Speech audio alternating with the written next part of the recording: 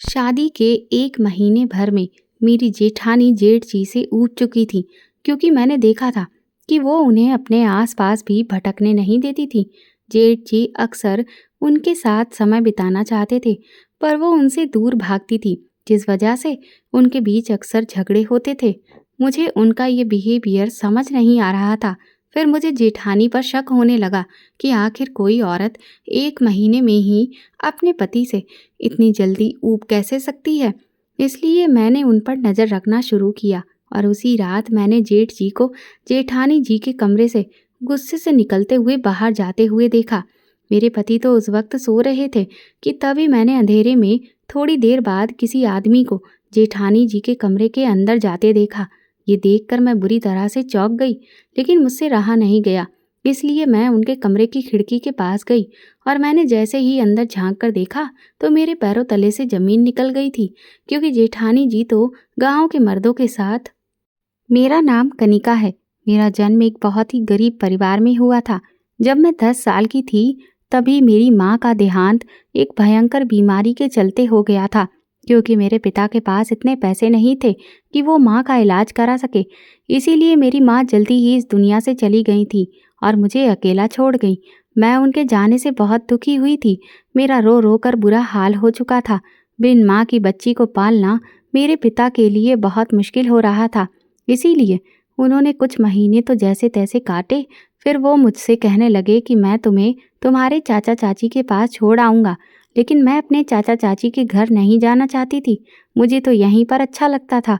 कम से कम यहाँ मैं स्कूल जाती थी और मेरी खूब सारी सहेलियाँ भी थीं और मेरी माँ की ढेर सारी यादें भी इस घर से जुड़ी हुई थीं। लेकिन पिताजी कहने लगे कि वो अकेले मुझे घर पर छोड़कर हर रोज़ काम पर नहीं जा सकते, क्योंकि पीछे से उन्हें मेरी बहुत चिंता सताती रहती है। इसीलिए थोड़े टाइम के बाद ही मेरे पिताजी मुझे मेरे चाचा चाची के घर छोड़ आए थे। मेरे चाचा जी के पहले से ही 4 बेटियां और एक बेटा था। उनकी भी आर्थिक स्थिति कोई खास अच्छी नहीं थी, क्योंकि उनके घर में खाने वालों की तो पहले से ही कमी नहीं थी। लेकिन मेरे पिताजी ने चाचा जी से कहा कि वो हर महीने मेरे भर का खर्चा उन्हें दे जाया करेंगे, जिससे उन्हें कोई भी दिक्कत नहीं होगी। मुझे चाचा जी के घर मेरे पिताजी छोड़कर जा चुके थे। मुझे वहाँ बिल्कुल भी अच्छा नहीं लग रहा था, जबकि मेरी चाची मुझे बार बार ये कहकर बहलाती थी कि तुम्हारे तो कितने भाई बहन यहाँ तुम्हारे साथ खेलने कूदने के लिए हैं। लेकिन फिर भी न जाने क्यों मुझे वहाँ बहुत रोना आता था। दिन तो जैसे तैसे मेरा कट जाता था, लेकिन रात को अक्सर मुझे नींद ही नहीं आती थी और मैं अकेले बैठी बैठी रोती रहती थी। धीरे धीरे इसी तरह से 1 महीना वहाँ गुजर गया। मेरा मन अब बहुत उदास हो गया था। हालांकि मैं वहाँ भी स्कूल जाने लगी थी, लेकिन वहाँ पर मेरी कोई भी सहेली नहीं थी। धीरे धीरे समय यूं ही बीतता गया और फिर एक दिन खबर आई कि मेरे पिताजी का एक रोड एक्सीडेंट में देहांत हो गया था। उस दिन तो मैं पूरी तरह से टूट गई थी, क्योंकि अब तो मेरा कोई भी नहीं बचा था। हालांकि मेरे चाचा चाची बहुत अच्छे थे। वो मुझे खूब लाड़ प्यार करते थे, लेकिन गरीबी की वजह से कई बार वो छोटी छोटी बातों पर मुझ पर झुँझला भी जाते थे। जैसे ही मैंने 12वीं पास किया, वैसे ही चाचा जी मेरे लिए शादी के लिए रिश्ते तलाशने लगे। चाचा जी के पहले से ही 4 लड़कियां थीं, इसीलिए उनके पास देने के लिए वैसे भी कुछ खास दहेज नहीं था, जिस वजह से कोई भी अच्छे परिवार का लड़का मुझे ब्याहने को तैयार नहीं था। इस सब से चाचा चाची बहुत परेशान रहने लगे थे। काफ़ी दूर दूर के इलाकों में भी चाचा जी ने मेरे लिए कई सारे रिश्ते देखे, लेकिन कहीं पर भी कोई बात जम ही नहीं रही थी। फिर चाचा जी के पहचान के ही एक व्यक्ति ने उन्हें एक रिश्ता बताया, लेकिन वो दूसरे राज्य में था। चाचा जी ने सोचा हो सकता है लड़की का भाग्य वहीं पर बंधा हो। यही सोचकर वो मेरे रिश्ते की बात करने के लिए उस राज्य में चले गए और जब वो वहाँ से लौट कर आए तो वो बहुत खुश लग रहे थे। कहने लगे, कनिका बेटा, मैं तुम्हारा रिश्ता तय कर आया हूँ। वो लोग भी कम दान दहेज में शादी करने को तैयार हैं। बस उनकी शर्त ये है कि वो अपने बड़े बेटे और छोटे बेटे दोनों की शादी एक ही मंडप में करेंगे, जिससे खर्च भी काफ़ी कम होगा और एक साथ उनके दोनों बेटों की शादी भी हो जाएगी। मुझे तो इस सब से कोई एतराज़ नहीं था, बल्कि फ़ायदा ही था। मुझे तो बस तेरी शादी करने से मतलब है, इसीलिए मैं उन लोगों को हाँ बोल आया हूँ। अब 2 हफ्ते के बाद वो लड़का और उसके घर वाले तुझे देखने के लिए आएंगे, इसीलिए तू अच्छे से तैयार रहना। मेरी चाची मुझे समझाने लगी कि मैं किस तरह से अपनी खूबसूरती को निखारने के लिए तरह तरह की चीज़ें लगाऊं। कभी वो मुझे बेसन लगाने की सलाह देती तो कभी मुल्तानी मिट्टी। लेकिन चाचा जी की इस बात से मैं थोड़ा परेशान हो गई थी। दूसरे राज्य में शादी कर मैं बिल्कुल भी नहीं जाना चाहती थी, क्योंकि फिर तो मैं चाचा चाची से भी बहुत दूर हो जाती। मुझे अच्छे से पता था कि जैसी हम लोगों की आर्थिक स्थिति है, ऐसी ही हालत उन लोगों की भी होगी। तो अगर मैं कभी अपने पति से चाचा चाची के घर घुमा लाने के लिए कहूँगी तो वो तो हर बार मना ही कर दिया करेगा, क्योंकि वो तो यही कहेगा कि मेरे पास किराए के इतने ज़्यादा पैसे नहीं हैं। और फिर जब आसपास ही शादियाँ की जाती हैं तो कई बार ये पता ही नहीं चलता कि लड़का और उसके घर वाले कैसे हैं। तो यहाँ तो बात दूसरे राज्य की थी, न जाने वो लड़का कैसा होगा। मुझे कुछ भी समझ नहीं आ रहा था, इसलिए मैंने चाची से अपने दिल की बात रोते हुए कह दी। लेकिन उस वक्त चाचा जी ने मेरी बात सुन ली तो वो मेरे सामने हाथ जोड़कर कहने लगे, देखो कनिका बेटा, न जाने कितनी मेहनत मशक्क़त के बाद मुश्किल से ये एक रिश्ता हाथ आया है। तेरे पीछे अभी तेरी 4 छोटी छोटी बहनें और हैं। अगर तेरी ही शादी इतनी देर से होगी तो फिर तेरी बाकी की बहनों की शादियाँ मैं कब करूँगा? महंगाई तो दिन ब दिन आसमान छूती जा रही है। अब तू ही बता, अगर आसपास कहीं कोई रिश्ता नहीं मिला है तो इसमें भला मेरी क्या गलती है? तू मुझ पर विश्वास कर, वो लोग बहुत ही भले लोग हैं। और फिर बाकी तो लड़की की अपनी खुद की किस्मत होती है, जिसको जहाँ ले जाए। कई बार तो रिश्तेदारी में भी रिश्ते देखने पर लोग खराब निकल जाते हैं। ये सब तो किस्मत का खेल होता है। चाचा जी की बेबसी देखकर मैंने भी उनसे कह दिया कि आप बिल्कुल भी फिक्र मत करिए, मैं इस रिश्ते के लिए दिल से तैयार हूँ। मेरी बात सुनकर चाचा जी की आधी चिंता खत्म हो गई थी। धीरे धीरे 2 हफ्ते कब बीत गए पता भी नहीं चला और लड़का और उसके घर वाले मुझे देखने के लिए आ गए। लड़का तो मुझे देखने में बहुत अच्छा लगा था, इसीलिए जब मुझसे मेरी मर्जी पूछी गई तो मैंने तुरंत ही हाँ कह दिया और बस चटमंगनी पट ब्याह हो गया और मैं विदा होकर अपने पति अजीत के साथ उसके घर पहुंच गई।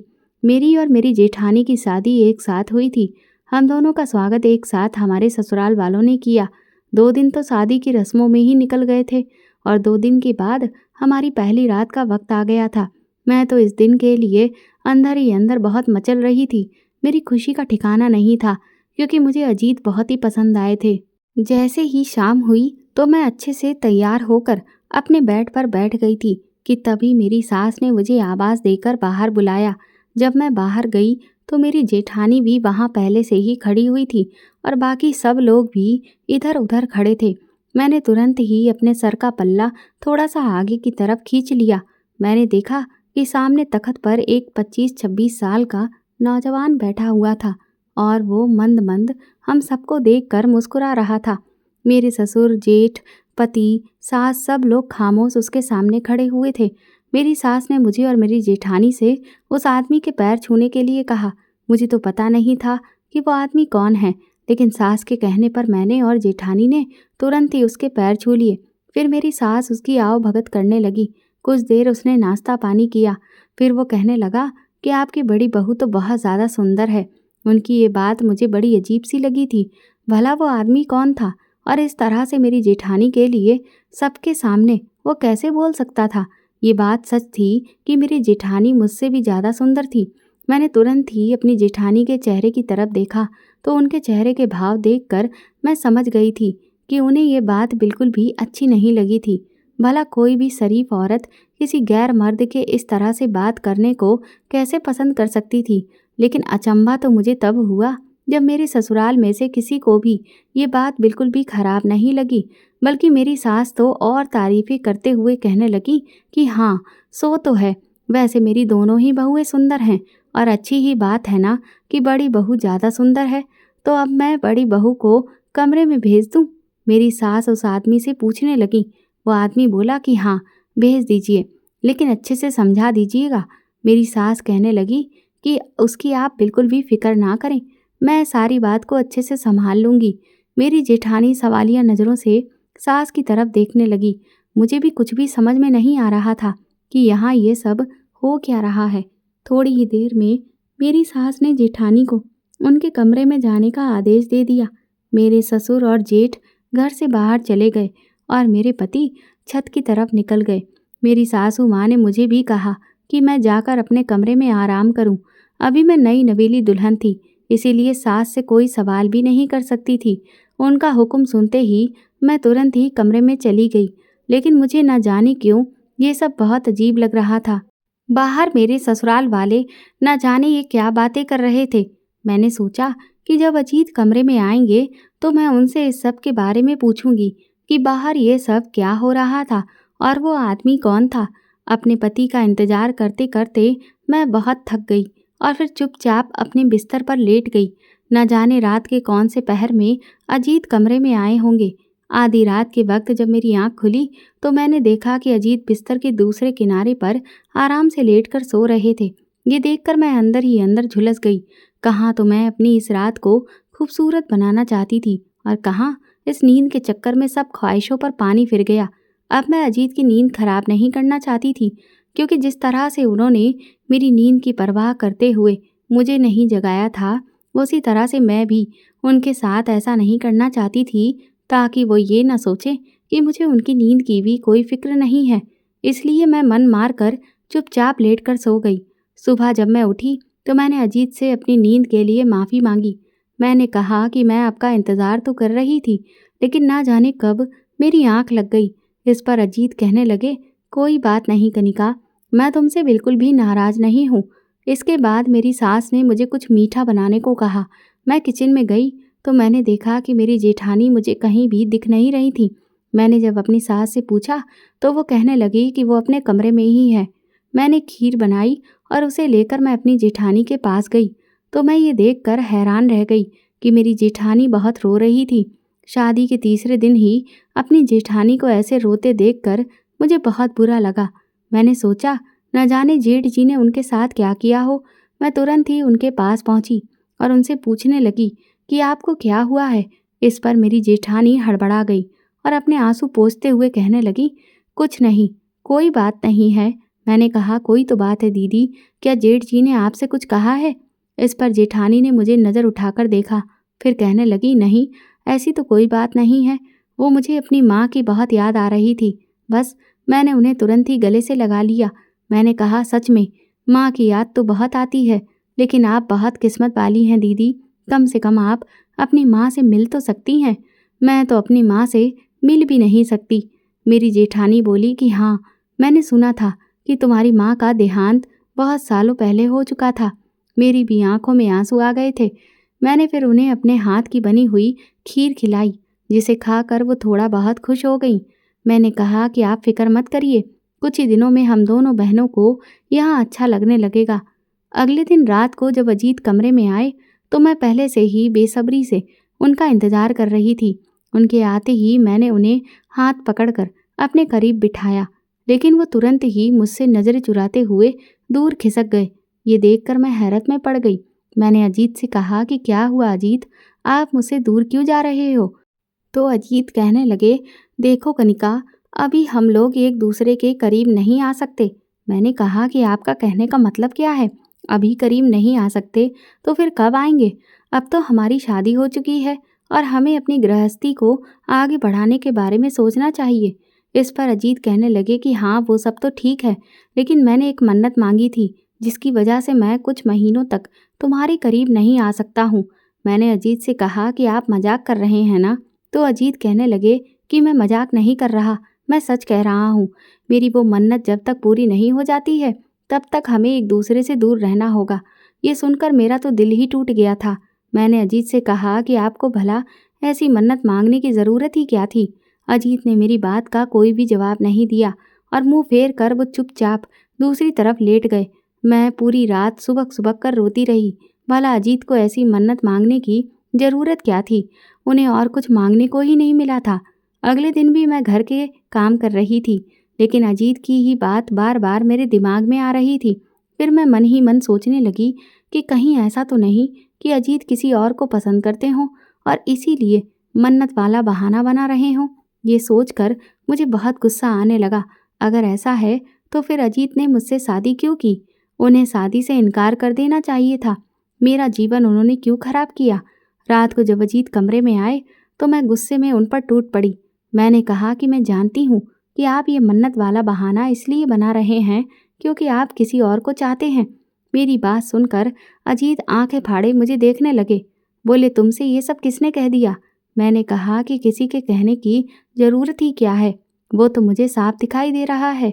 वरना भला ऐसा भी कहीं होता है कि कोई भी पति अपनी नई नवेली दुल्हन को खुद से दूर रहने के लिए बोल दे, वो भी कुछ दिनों के लिए नहीं, कई महीनों के लिए। इस पर अजीत कहने लगे, कनिका, तुम मुझे गलत समझ रही हो। मैं सिर्फ तुमसे प्यार करता हूँ। मैंने तुम्हें पसंद करके शादी की है, ना कि ज़बरदस्ती की। तुम तो मुझे पहली नज़र में ही भा गई थी। मैंने कहा, अगर ऐसा है तो फिर आपने ऐसी मन्नत क्यों मांगी? वो कहने लगे, तुम समझती क्यों नहीं हो? जितनी बड़ी ख्वाहिश होती है उतनी ही बड़ी कुर्बानी भी देनी पड़ती है। तुम नहीं जानती, तुमसे दूर रहना मेरे लिए भी कितना मुश्किल है, लेकिन मैं क्या करूं, मुझे ऐसा करना पड़ा। मैंने कहा, तो फिर मुझे बताइए कि आपकी वो मन्नत क्या है? इस पर अजीत कहने लगे कि अगर मैंने तुम्हें मन्नत के बारे में बता दिया तो फिर वो पूरी कैसे होगी, इसीलिए मैं इसके बारे में तुम्हें नहीं बता सकता। हो सके तो मुझे माफ़ कर देना। अजीत मुझसे नज़रें चुराकर एक बार फिर से मुंह फेर कर लेट चुके थे। इधर मैं कुछ दिनों से ये नोटिस कर रही थी कि मेरी जेठानी जेठ जी को अपने आसपास भटकने भी नहीं दे रही थी। जब भी जेठ जी चोरी चुपके से उनके नज़दीक जाने की कोशिश करते या उनसे कमरे में चलने को कहते तो वो झुझलाकर उनसे मना कर देती। न जाने ऐसी क्या बात हो गई थी। मैंने सोचा कि कहीं ऐसा तो नहीं है कि जेठ जी ने भी अजीत की तरह ही कोई मन्नत वगैरह वाली बात बोल दी हो और इसीलिए वो भी उनसे नाराज़ हों। लेकिन उनके हाव भाव देखकर मुझे ऐसा तो नहीं लगता था, बल्कि उल्टा ये लगता था कि जेठ जी तो जेठानी जी से नज़दीकियां बढ़ाना चाहते थे, लेकिन जेठानी जेठ जी को आसपास भी भटकने नहीं देती थी। फिर तो धीरे धीरे ये बात इतनी बढ़ने लगी कि जेठ जेठानी की लड़ाइयाँ होने लगीं। दरअसल मेरा और जेठानी जी का कमरा अगल बगल ही था, इसीलिए जब भी वो लोग कमरे में लड़ाई लड़ते थे तो मेरे कमरे में भी उनकी आवाज़ें सुनाई देती थीं। लेकिन बस ये समझ नहीं आता था कि वो लोग आपस में क्या कह रहे हैं। कई बार मैंने जेठ जी को अपने कमरे से गुस्से में पैर पटकते हुए बाहर जाते हुए देखा था, लेकिन उन दोनों के बीच में आखिर क्या मैटर चल रहा था ये मुझे समझ में नहीं आ रहा था। लेकिन मेरे और अजीत के बीच में ऐसा कुछ भी नहीं था। भले ही अब तक हम पति पत्नी वाले रिश्ते में आगे नहीं बढ़े थे, लेकिन हमारे बीच खूब बातचीत होती थी और आपस में एक दूसरे के साथ बहुत अच्छे से पटती थी। हालांकि कुछ ऐसी बातें थी जिन पर अजीत बिल्कुल खामोश हो जाते थे और मुझे कोई भी जवाब नहीं देते थे। जिसमें से एक बात ये भी थी, मैंने जब अजीत से ये पूछा कि जेठ और जेठानी जी के बीच में इतने लड़ाई झगड़े क्यों होते हैं, क्या उन्हें इसके बारे में पता है, तो वो मुझसे कहने लगे कि उन्हें इसके बारे में कुछ भी नहीं पता और वो मुझे भी इस सब मैटर से दूर रहने को कहने लगे। वो बोले कि ये उनकी निजी ज़िंदगी की बात है, वो चाहे कुछ भी करें, तुम्हें इससे कोई मतलब नहीं होना चाहिए। लेकिन मुझे तो ये जानने में बहुत रुचि थी कि आखिर ऐसी क्या बात है कि शादी के 2 महीने भी नहीं बीते हैं और इन दोनों के बीच में इतना कलेश हो रहा है। और तो और मेरे सास ससुर को भी उनके बीच होने वाले कलेश के बारे में सब कुछ पता था, लेकिन कोई कुछ भी नहीं कहता था, बल्कि उल्टा मैंने 1-2 बार ससुर जी को जेठ जी को ही समझाते देखा। न जाने ऐसी क्या बात थी। मेरी जेठानी भी ना सिर्फ जेठ जी से बल्कि बाकी सबसे भी खिंची खिंची सी रहती थी। थोड़ा बहुत वो मुझसे ही प्यार से बोल दिया करती थी, बाकी सबसे तो वो किसी से बोलती ही नहीं थी। जबकि जब वो शुरू शुरू में आई थी तो मुझे उनका नेचर बहुत हंसमुख वाला लगा था, लेकिन अब तो वो बिल्कुल खामोश सी हो गई थी। न जाने ऐसा क्या हो रहा था, मुझे कुछ भी समझ में नहीं आ रहा था। एक रात मेरी तबीयत थोड़ी ठीक नहीं थी, इसलिए मैं और अजीत जल्दी ही लेट कर सो गए थे कि तभी आधी रात के वक्त अचानक से मुझे फिर से जेठ जेठानी के कमरे से झगड़े की आवाज़ें आने लगीं। जेठ जी बहुत बुरी तरह से चिल्ला रहे थे और फिर तभी उन्होंने ज़ोरदार तरीके से अपने कमरे का दरवाज़ा खोला। मैंने भी तुरंत ही उठकर अपने कमरे की खिड़की धीरे से खोली तो देखा कि बाहर के अंधेरे में जेठ जी कहीं निकल गए थे। मुझे तो समझ नहीं आ रहा था कि ये लोग इतना झगड़ा क्यों कर रहे हैं। अभी मैं ये सब खड़े हुए सोच ही रही थी कि तभी मैंने गुप्त अंधेरे में से किसी एक साए को दबे पांव जेठानी जी के कमरे की तरफ जाते हुए देखा। ये देखकर मेरी आंखें हैरानी से बड़ी बड़ी हो गईं। वो साया जेठानी जी के कमरे में चला गया और दरवाजे के बंद होने की आवाज़ आई। मैंने अजीत की तरफ देखा तो वो गहरी नींद में सोए हुए थे। मैंने हिम्मत की और जेठानी जी के कमरे के बाहर पहुंची तो उनके कमरे से अजीब सी आवाज़ें आ रही थीं। जैसे ही मैंने उनकी खिड़की को हल्का सा खोला तो मेरे पैरों तले से ज़मीन निकल गई। कमरे में उस वक्त बिल्कुल अंधेरा था, कुछ भी दिखाई नहीं दे रहा था, लेकिन हाँ, ये ज़रूर समझ आ रहा था कि कोई 2 लोग हैं। जेठानी जी की पायलों और चूड़ियों की आवाज़ बहुत तेज़ तेज़ आ रही थी और साफ समझ आ रहा था कि अंदर कमरे में क्या हो रहा है। ये सब देखकर मैं समझ गई कि ज़रूर जेठानी जी का चक्कर किसी और से है और इसीलिए उनके जेठ जी से इतने झगड़े हो रहे हैं। ये जेठ जी तो नहीं हो सकते हैं, क्योंकि जेठ जी तो अभी कुछ देर पहले घर से पैर पटकते हुए बाहर चले गए। मैं वापस अपने कमरे में आ गई थी, लेकिन मेरा दिमाग अजीब तरह से सुन्न पड़ चुका था। भला जेठानी जी का चक्कर किसके साथ हो सकता था? वो तो इस गांव की बहू हैं और यहाँ तो उनकी किसी से भी जान पहचान भी नहीं है। सिर्फ 2 महीने में कौन है जो उनसे इस तरह से आकर मिल रहा था? और क्या जेठ जी को इस सब के बारे में पता चल गया है, इसीलिए वो उनसे इतना झगड़ा कर रहे हैं? शायद इसीलिए मेरी जेठानी जेठ जी को अपने करीब नहीं आने देती है और जेठ जी बार बार उनसे मनुहार करते रहते हैं। लेकिन अगर ऐसा है तो जेठ जी ने अब तक ये बात अपने माँ बाप को क्यों नहीं बताई? अब तक तो इस बात पर घर में हंगामा मच जाना चाहिए था। इतनी सी बात पर तो मर्द अपनी औरत को तुरंत ही छोड़ देता है, लेकिन जेठ जी ने तो ऐसा कुछ भी नहीं किया था। मुझे तो कुछ भी समझ में नहीं आ रहा था। मेरी जेठानी एक चरित्रहीन औरत थी, ये सोचकर ही मेरा मन घिन से भरने लगा था। अगली सुबह मैं अपनी जेठानी जी के कमरे में किसी काम से गई तो वो मुझसे बड़े प्यार से आकर बात करने लगी, लेकिन अब मुझे उनका बात करना बिल्कुल पसंद नहीं आ रहा था। जब उन्होंने मेरा रूखा व्यवहार देखा तो वो मुझसे पूछने लगी कि मैं उनसे ऐसे क्यों बात कर रही हूँ। तो मैंने उनकी तरफ गुस्से भरी निगाह से देखा और कहा कि आप जो जेठ जी के साथ कर रही हैं वो बिल्कुल भी ठीक नहीं है। इस पर मेरी जेठानी ने तुरंत ही अपने तेवर बदले और बोली कि ये तो वक्त ही बताएगा कि मैं अपने पति के साथ जो कर रही हूँ वो ठीक है या गलत। इसके बाद वो मुंह फेर कर चली गई और मैं भी कमरे से बाहर आ गई। धीरे धीरे समय बीता और एक दिन मेरे घर में खुशियों के गीत गाए जाने लगे, क्योंकि मेरी जेठानी पेट से हो गई थी और मेरी सास बहुत खुश थी। हालांकि मैं भी इस बात से खुश थी, लेकिन मैं इस असमंजस में थी कि ये बच्चा जायज़ है या नाजायज़। इसलिए मैंने जेठ जी के चेहरे की तरफ देखा, क्योंकि उनके भाव से मुझे पता चल जाता कि इस बच्चे के पीछे की हकीकत क्या है। लेकिन मेरे जेठ जी भी इस बात से काफ़ी खुश थे, इसलिए मुझे लगा कि हो सकता है ये बच्चा जेठ जी का ही हो। घर में हर कोई खुशियाँ मना रहा था, लेकिन हैरत मुझे इस बात की थी कि मेरे पति अजीत बहुत ज़्यादा टेंशन में दिख रहे थे। मैंने उनसे पूछा कि आप इतने परेशान क्यों हैं, तो उन्होंने मेरी किसी बात का कोई जवाब नहीं दिया। मुझे तो कुछ भी समझ नहीं आ रहा था।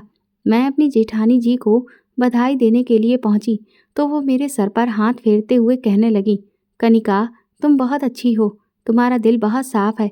मैं भगवान से दुआ करूंगी कि वो तुम्हें हर मुसीबत से बचाए। मैंने कहा कि आप ऐसी बातें क्यों कर रही हैं, और इस वक्त तो आपको भगवान के आशीर्वाद की सबसे ज़्यादा ज़रूरत है। सच में मैं आपके बच्चे के लिए बहुत खुश हूँ। जेठानी जी कहने लगी कि खुश तो मैं भी हूँ, लेकिन मुझे तुम्हारे लिए अब बहुत डर लग रहा है, क्योंकि मेरा पेट से होना तुम्हारे लिए मुसीबत ला रहा है। मैंने कहा कि आप ये क्या बोल रही हैं, मुझे तो कुछ भी समझ नहीं आ रहा। तो जेठानी जी कहने लगी कि बस कुछ समय की बात और है, तुम्हें सारी हकीकत पता चल जाएगी। न जाने वो किस हकीकत की बात कर रही थी और ऐसी कौन सी मुसीबत थी जो मुझ पर आने वाली थी। उसी शाम को मैं कमरे में बैठी अपना कुछ काम कर रही थी, तभी मेरी सास ने मुझे कमरे से बाहर बुलाया। मैं जैसे ही बाहर गई तो वही नौजवान सामने तख्त पर बैठा हुआ था जो मेरी शादी के तीसरे दिन घर आया था। उसे आज फिर से मेरी सास खूब नाश्ता पानी करा रही थी और मिठाई भी खिला रही थी और न जाने किस बात का धन्यवाद दे रही थी। सब लोग बहुत खुश थे, लेकिन अजीत का चेहरा लटका हुआ था। मेरी सास कहने लगी, जाओ कनिका, खूब अच्छे से तैयार होकर अपने कमरे में बैठो, मैं भी थोड़ी देर में आती हूँ। मुझे कुछ समझ नहीं आया। मैंने तुरंत ही अपनी सास से पूछा कि माँ जी, क्या हम लोग कहीं जा रहे हैं? तो वो कहने लगी, हम लोग कहीं नहीं जा रहे हैं। मैं तुमसे जितना कहती हूँ चुपचाप उतना करो। सास की डांट सुनकर मैं वापस कमरे में चली गई, लेकिन मुझे समझ नहीं आ रहा था कि वो मुझे तैयार होने को क्यों बोल रही थी। मैंने एक ठीक ठाक साड़ी निकाल कर पहन ली। थोड़ी देर में मेरी सास मेरे कमरे में आई और उन्होंने मुझसे जो बात कही उसे सुनकर तो मुझे ऐसा लगा कि जैसे मेरे सर पर बिजली गिर गई हो। वो कहने लगी कि वो जो बाहर नौजवान बैठा है, जिसका नाम उदय है, वो अभी कमरे में आएगा और मुझे उसे बहुत अच्छे से खुश करना है। माँ जी के खुश करने की बात का मतलब मैं समझ गई थी, इसीलिए मुझे बहुत तेज गुस्सा आ गया और मेरी आवाज़ तेज हो गई। मैंने चिल्लाते हुए उनसे कहा कि आपको शर्म नहीं आती अपनी बहू से ऐसी बात करते हुए? आप अपनी बहू से ये क्या करने को कह रही हैं? इस पर मेरी सास मुझ पर जोर से चिल्लाई कि मुझे मत बता कि मुझे क्या कहना है और क्या नहीं। चुपचाप मैं जैसा कहती हूँ वैसा कर। मैंने तुरंत ही अजीत का नाम लेकर चिल्लाना शुरू कर दिया। अजीत भी दौड़े हुए कमरे में चले आए। मैंने उनसे कहा कि सुन रहे हो, तुम्हारी माँ ये मुझसे क्या कह रही है? उनकी हिम्मत कैसे हुई मुझसे इतनी वाहियात बात कहने की? तुम अपनी माँ से कुछ कहते क्यों नहीं? लेकिन मैंने देखा कि अजीत मुंह लटकाकर चुपचाप खड़े हो गए। मैंने कहा, अजीत तुम्हें हो क्या गया है? तुम मेरी बात सुनते क्यों नहीं? तो मेरी सास ने अजीत से कहा कि अब तू ही अपनी बीवी को समझा, नहीं तो फिर तू जानता है कि अगर इसने हमारी बात नहीं मानी तो इसके साथ क्या होगा। ये सुनकर अजीत थोड़ा सा घबरा गए। फिर वो मुझे एक तरफ बिठाकर कहने लगे, देखो कनिका, माँ जैसा कहती है चुपचाप वैसा कर लो। बस कुछ ही दिनों की बात है, उसके बाद ये सब कुछ नहीं होगा। मैंने कहा कि आपको शर्म नहीं आती? आप मुझे किसी गैर आदमी से रिश्ता बनाने के लिए कह रहे हैं? आपको हो क्या गया है? अजीत कहने लगे, मैं मजबूर हूँ कनिका। मैंने कहा कि भला कैसी मजबूरी? आपकी तो मजबूरियाँ ख़त्म ही नहीं हो रही। कभी आप मन्नत का बहाना बना रहे हैं तो कभी मजबूरियों का। आखिर ये सब हो क्या रहा है? तो अजीत कहने लगे, दरअसल ये हमारे गांव का रिवाज है। मैंने कहा कि ये कैसा रिवाज है? तो मेरी सास ने बताया कि गांव के सरपंच मिलकर पूरे गांव में से किसी एक योग्य ऊंचे दर्जे के नवयुवक को चुनते हैं और वो नवयुवक हर गांव की नई नवेली दुल्हन से अपना रिश्ता जोड़ता है ताकि उनके घर में भी एक ऊंचे दर्जे का वंश पैदा हो सके। मुझे तो अपनी सास की कोई बात समझ ही नहीं आ रही थी। मैंने कहा कि मुझे लगता है आप दोनों लोग पागल हो चुके हैं। तभी मेरी जेठानी कमरे में आ गई। वो कहने लगी, कनिका, मैंने तुमसे कहा था ना कि अब मेरा पेट से होना तुम्हारे लिए मुसीबत बन गया है। देखो, मैं इसी मुसीबत की बात कर रही थी। आज जो कुछ तुम्हारे साथ हो रहा है, यही सब कुछ ये लोग मेरे साथ पिछले कई महीनों से कर रहे थे और जब मैं उस आदमी के बच्चे की माँ बन गई तो अब इस रिवाज को पूरा करने की बारी तुम्हारी आ गई है। अपनी जेठानी की ये बात सुनकर मैं धम्म से नीचे बैठ गई और अब तक जो कुछ भी मैं अपनी आंखों से देखती आई थी वो सब कुछ एक बार फिर से मेरे जहन में घूम गया। इसका मतलब ये था कि वो आदमी जिसे मैं मेरी जेठानी के कमरे में चोरी चुपके जाते हुए देखती थी, वो और कोई नहीं बल्कि ये उदय ही था। और उसे जेठानी जी अपने कमरे में नहीं बुलाती थी, बल्कि खुद मेरे ससुराल वाले उसे जेठानी जी के कमरे में भेजते थे। मेरी सास जेठानी जी से कहते हुए कमरे से बाहर निकल गई कि अब तुम ही अपनी देवरानी को समझाओ। अजीत भी कमरे से बाहर चले गए। जेठानी कहने लगी कि मुझे तो इन लोगों ने कहीं का भी नहीं छोड़ा है। मुझे अपने पति से नफरत हो गई है। तुम्हें लगता था कि मैं अपने पति को धोखा दे रही हूँ, जबकि असल में मैं उससे बदला ले रही थी। उसने तो मुझे किसी और आदमी के सामने पेश कर दिया था और इसीलिए मैंने उसे मज़ा चखाने के लिए उससे दूरी बना ली, ताकि उसे भी तो पता चले कि उसने मेरे साथ इस रिवाज के नाम पर जो कुछ किया है उससे मुझे कितना दुख हुआ है। अब मैंने उदय को ही अपने सारे अधिकार दे दिए हैं और तुम्हारे जेठ को बिल्कुल दूध में पड़ी हुई मक्खी की तरह निकाल कर फेंक दिया है। इसीलिए तो अब तुम्हारे जेठ जले भुने घूमते रहते हैं। लेकिन मुझे उस आदमी को ऐसे कुड़ते हुए देखकर बहुत सुकून मिलता है, क्योंकि मैंने भी उसके आगे बहुत हाथ जोड़े थे, लेकिन उसने उस वक्त अपने घर वालों का साथ दिया। लेकिन जब मैंने ये देख लिया कि इस उदय को पूरे गांव में कोई भी रोक टोक नहीं सकता, तो मैंने इस बात का फ़ायदा उठाया और उसको ही महत्व देना शुरू कर दिया। इसीलिए मेरा पति जब भी अपने माँ बाप से मेरी इस बात की शिकायत करता है तो वो भी कुछ नहीं कह पाते, क्योंकि इस आदमी को रोकने की ताकत उनमें भी नहीं है और मैं अब पूरी तरह से अपनी मनमर्जी कर रही हूँ। लेकिन सच कहूँ तो मेरी आत्मा पूरी तरह से ख़त्म हो चुकी है। मैं अब सिर्फ एक बदला लेने वाली औरत ही बची हूँ। अब ये मुसीबत तुम्हारे सर आ गई है। अब ये तुम्हारी किस्मत है कि तुम इससे कैसे बचोगी। ये कहते हुए मेरी जेठानी कमरे से बाहर चली गई। मैंने घर में हंगामा मचा दिया। मैंने कहा कि मैं आप लोगों में से किसी की भी कोई बात नहीं मानने वाली। मेरी इस नाफरमानी से वो उदय नाराज होकर घर से चला गया, जिस पर मेरे सास ससुर ने मुझे बहुत खरी खोटी सुनाई और उन्होंने अजीत को जिम्मेदारी दी कि वो मुझे अच्छे से समझाएं। लेकिन मैंने अजीत को साफ कह दिया कि अगर मेरे साथ जोर जबरदस्ती हुई तो मैं अपनी जीवन लीला ख़त्म कर लूँगी। इस पर अजीत कहने लगे कि मैं भी मजबूर हूँ, मैं क्या करूँ, मैं भी ये बर्दाश्त नहीं कर सकता कि कोई और तुम्हें हाथ लगाए। अजीत ने कहा कि लेकिन तुम फिक्र मत करो, मैं सरपंच जी से इस बारे में बात करूँगा। अगले दिन ही हमारे घर पर पंचायत बिठाई गई। मेरे पति ने रो रो कर हाथ जोड़कर सरपंच के आगे खूब दुहाई मांगी कि हमें इस रिवाज से दूर रखा जाए। जब अपने बेटे को इस तरह से रोते गिड़गिड़ाते हुए मेरे सास ससुर ने देखा तो वो भी अपने बेटे का साथ देने लगे। ये देखकर मुझे कुछ उम्मीद नजर आई कि शायद अब ये मुसीबत मेरे सर से टल जाएगी। लेकिन वो सरपंच इतना ढीठ निकला कि उसने ये फरमान सुना दिया कि अगर हमारे परिवार में इस रिवाज को निभाया नहीं गया तो पूरे परिवार को गांव से अलग कर दिया जाएगा और हुक्का पानी भी बंद हो जाएगा। ये सुनकर तो मेरे ससुराल वाले बुरी तरह से घबरा गए। मैं भी बहुत परेशान हो गई थी क्योंकि मैं अपनी वजह से अपने ससुराल वालों को ऐसी मुसीबत में तो नहीं डालना चाहती थी। और फिर आखिर वही हुआ जिससे मैं बच रही थी। मुझे मजबूरन सबकी बात माननी पड़ी। वो उदय तो बहुत खुश था। जब वो कमरे से बाहर गया तो मैं दर्द से तड़प रही थी क्योंकि वो मुझसे बहुत खिसियाया हुआ था। इसीलिए उसने मेरा हाल बेहाल कर दिया था। उस बुरे वक्त में अजीत ने मेरी बहुत सेवा की। वो भी बहुत गुस्से में थे। अजीत कहने लगे कि मेरा तो जी कर रहा है कि मैं इस उदय को जान से ही मार डालूं। मैंने अजीत से कहा कि आप एक उदय को मारेंगे तो दूसरा उदय फिर से खड़ा कर दिया जाएगा। सरपंच तो किसी न किसी आदमी को चुन ही लेता है ना, तो ये रिवाज तो ऐसे नहीं रुकने वाला। मेरे पति भी गांव की इस प्रथा के आगे मजबूर थे। अजीत ने मुझे बताया कि वो इसी रिवाज के चलते ही मुझसे दूरी बनाए हुए थे, क्योंकि रिवाज के तहत नई नवेली दुल्हन पर सबसे पहला अधिकार उस चुने हुए व्यक्ति का ही होता है। अब मुझे समझ आया था कि मेरे पति मुझसे ना चाहते हुए भी दूर क्यों थे, लेकिन मैं बदले की आग से अंदर ही अंदर जल रही थी। कुछ ही दिनों में मेरी सास की तबीयत कुछ खराब रहने लगी थी, जिस वजह से मैंने कुएं से पानी भरने का काम उनकी जगह पर संभाल लिया था, जिससे गांव की कुछ औरतों से मेरी बातचीत हो जाया करती थी। तब मुझे ये पता चला कि इस उदय की वजह से ना जाने गांव की और भी कितनी औरतें पीड़ित हैं, लेकिन इसमें उस उदय से ज़्यादा सरपंच की गलती थी।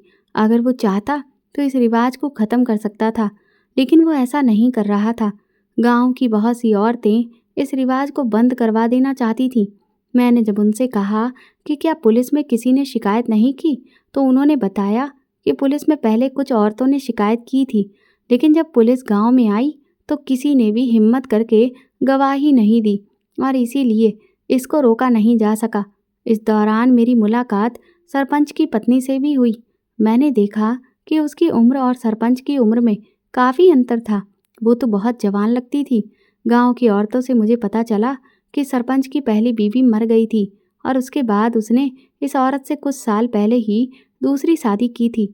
मैंने जब उनसे सवाल किया कि सरपंच की पत्नी के साथ ये रिवाज नहीं हुआ, तो सब लोग हैरत से एक दूसरे को देखने लगे और कहने लगे कि हमें तो इसके बारे में कुछ भी नहीं पता है, लेकिन शायद उसकी बीवी को इस रिवाज से नहीं गुजरना पड़ा है, क्योंकि उदय ने कभी भी उसकी पत्नी को उस नज़र से देखा ही नहीं और जब तक उदय खुद से नहीं चाहेगा तब तक सरपंच की पत्नी को ये रिवाज करना ही नहीं पड़ेगा।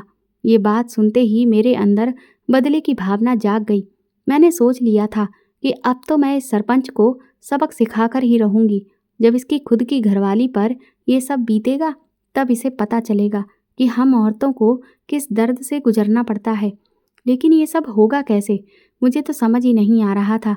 मैंने जब अजीत से इस बारे में बात की तो वो भी यही कहने लगे कि हमारे लिए ये सब करना नामुमकिन है, क्योंकि एक तो उदय से हमारी कोई खास बातचीत नहीं है, इसीलिए वो भला हमारे कहने पर सरपंच के घर क्यों जाएगा?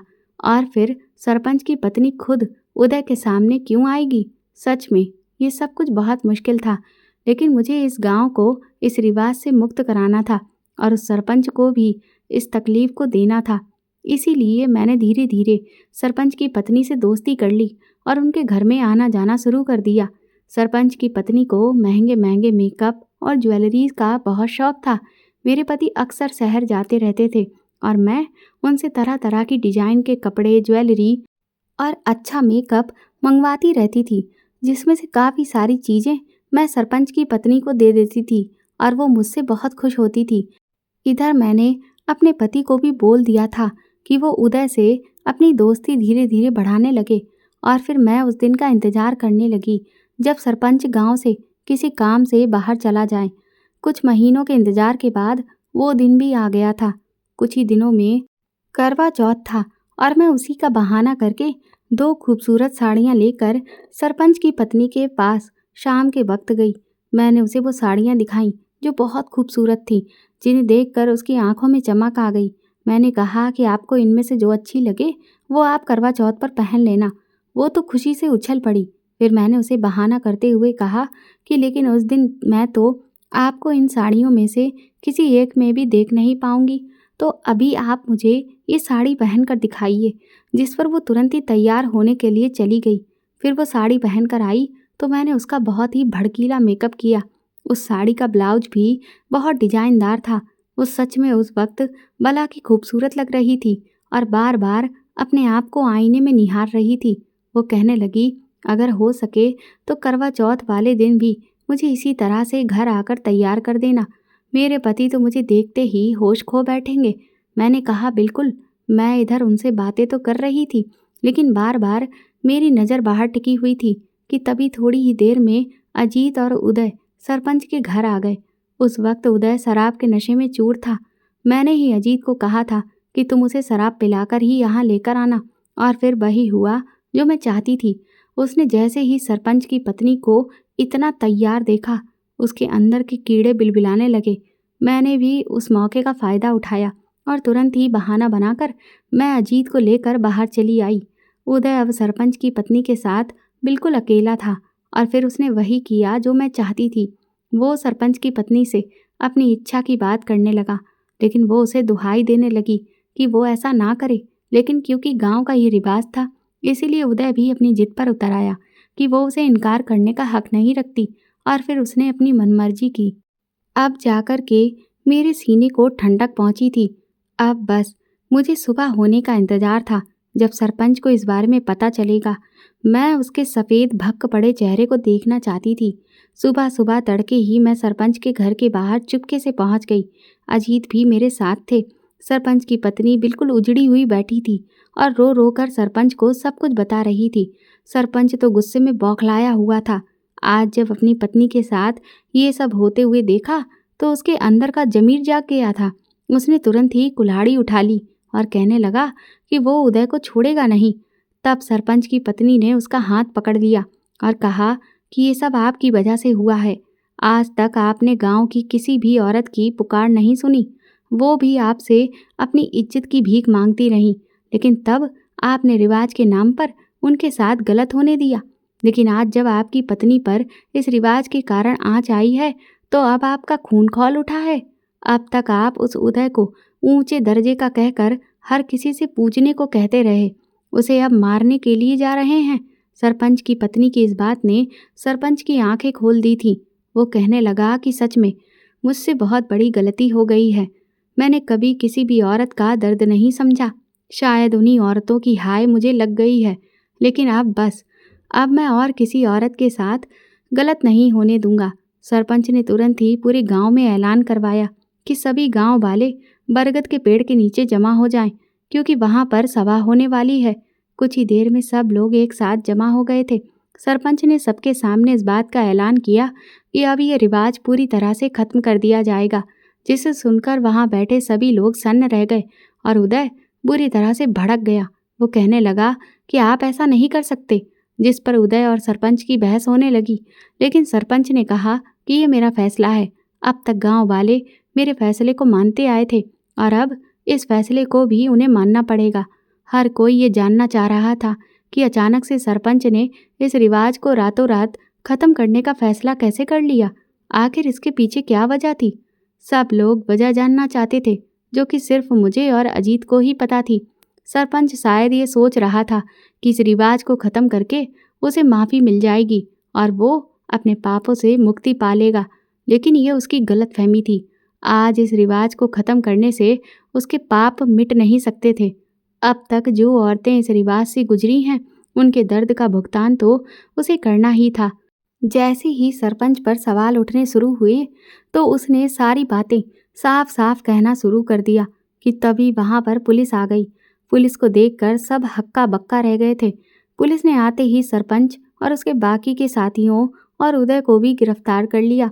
सरपंच ने पहले बहाना बनाने की कोशिश की कि यहाँ पर ऐसा कोई रिवाज नहीं था, लेकिन गांव वालों की भीड़ में कुछ पुलिस वाले पहले से ही सादा वर्दी में बैठे थे और उन्होंने अपने कानों से सब कुछ सुन लिया था और आंखों से सब कुछ देख लिया था और अब वो खुद इस गुनाह के गवाह थे। इसीलिए सबको तुरंत ही गिरफ्तार कर लिया गया।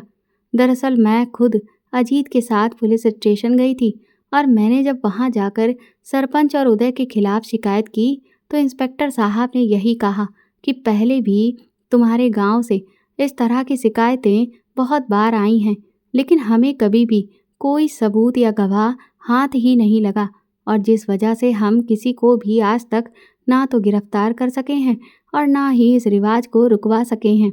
और इस बार भी अगर हम आपके कहने से आपके गांव में जाएंगे तो फिर से कुछ भी नहीं होगा। तब मैंने इंस्पेक्टर साहब से कहा कि इस बार हम पहले सबूत और गवाह इकट्ठा करेंगे, उसके बाद ही आप लोग सरपंच और उदय को गिरफ्तार करिएगा। और तब ही ये योजना बनाई गई कि जब सरपंच खुद अपने मुंह से अपने गुनाहों को कबूल करेगा और ये मानेगा कि हाँ, इस गांव में ऐसा कोई रिवाज निभाया जा रहा था, तभी पुलिस जाकर उसे गिरफ्तार कर लेगी। तब तक कुछ पुलिस वाले सादा वर्दी में गांव की भीड़ में छुपकर बैठे रहेंगे। सरपंच अपने किए पर बहुत शर्मिंदा था। उन सबको पकड़कर पुलिस अपने साथ ले गई थी और अब मेरी आत्मा को ठंडक पहुंची थी। गांव की सभी औरतें इस रिवाज के खत्म होने और सरपंच और उदय के गिरफ्तार होने से बहुत खुश थीं। मैं जब अपने घर लौटी तो मेरे सास ससुर ने मुझे खूब आशीर्वाद दिया। वो कहने लगे कि बहू, हो सके तो हमें भी माफ़ कर देना। हम भी इस गांव के रिवाज में अंधे हो गए थे और हमने भी तुम दोनों बहुओं के साथ बहुत गलत किया, लेकिन आज तुमने जो कुछ भी किया है उससे हमें तुम पर नाज है। मेरी जेठानी भी मुझसे बहुत खुश थी। वो कहने लगी, तुमने तो वो बदला लिया है जिसके बारे में मैं सपने में भी नहीं सोच सकती थी। मैंने जेठानी जी से कहा कि हो सके तो आप जेठ जी को भी माफ़ कर दीजिए, क्योंकि वो भी मजबूर थे, इसीलिए उन्होंने भी इस सब में साथ दिया। मेरी इस बात पर जेठानी जी ने जेठ जी को माफ़ कर दिया।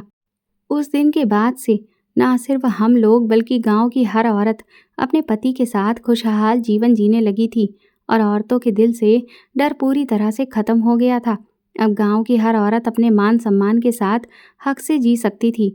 दोस्तों, अपने बच्चों की शादी करने से पहले हमें ना सिर्फ लोगों के बारे में अच्छे से जांच कर लेनी चाहिए, बल्कि उनका माहौल कैसा है उसे भी पता कर लेना चाहिए।